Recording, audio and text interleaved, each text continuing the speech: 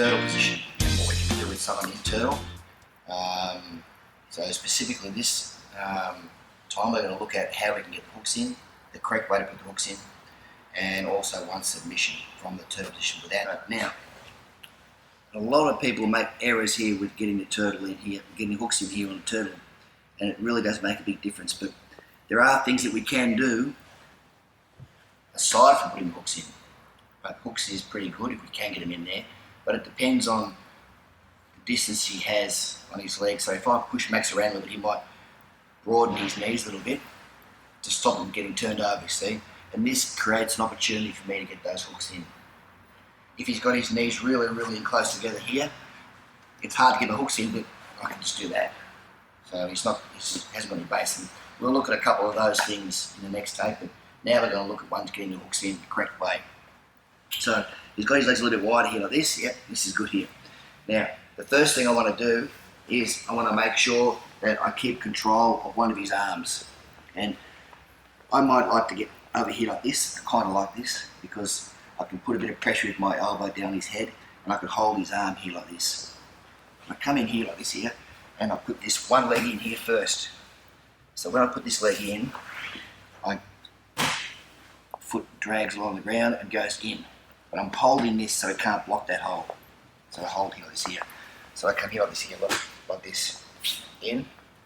Then I let go of this leg and put my knee all the way down and slide it over here. So I've got one hook in. Fairly simple here. He's now going to be blocking that for sure. So I get a hold of this again here and I pull this up like this. See, making a hole, in she goes. There we are. Simple as that. Not a difficult position to get if you do it correctly. We should never put this one in first, because once this one is in first here and he starts blocking that side, there's no way I'm going to get over there now. So now this one first, always the outside one first. Keeping control here like this. I see a little spot because I've been pushing him around. He's a little bit wider than what he should be. I get hold of this. I push his head down and pull this up here. Turn my foot, catch, straight in. Knee straight down and bridge out far. Because even if you rolled in toward me now, I'm still going to get there. And by having my knee out far, my hand out far this here, you can't roll that way because my weight's here. So can you roll to your left, Max? Difficult. So this is hard for him here next. I'm actually sitting on him here with my weight this way. I look for the sleeve here and just lean and pull this up. See the hole I can make there. Foot comes in and there we go. Now we can roll over if we want. Hooks are in. Okay. That's a good way to get the hooks in, and it's considered the correct way. So now, one submission. And this is like a clock choke, called in Portuguese relógio.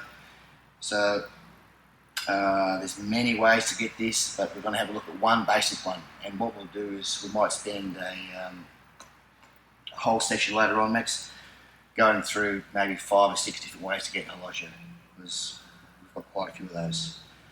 This one in particular here. So I'm like this, and I have my weight, my hip on Max, so you can see here that most of my weight is on Max. I don't want to be like this, because don't forget, he's going to try and run away, so we need to pay attention to that fact and think that he wants to get away as well. So because of that, I push this down here like this, and my hand's here. Some people like to go in here, but I don't like that too much, because when I put my hand under here, if it catches that here and he rolls, I can get rolled over with my hand straps. So I like to keep my hand out free. So I'm going to be here, generally on the middle of Max's weight. Not here, and not here at the back. Generally in the middle. Pushing down here, and I hold here like this, so my hand's not trapped. Now, if his head is up, which he generally is now here, I slide through here, and my thumb goes straight in here. Fairly deep, but not too deep. Here. And that serves to keep him up, because I need to keep him up. Now once he's up here, I slide my hand over here, put my elbow into his shoulder.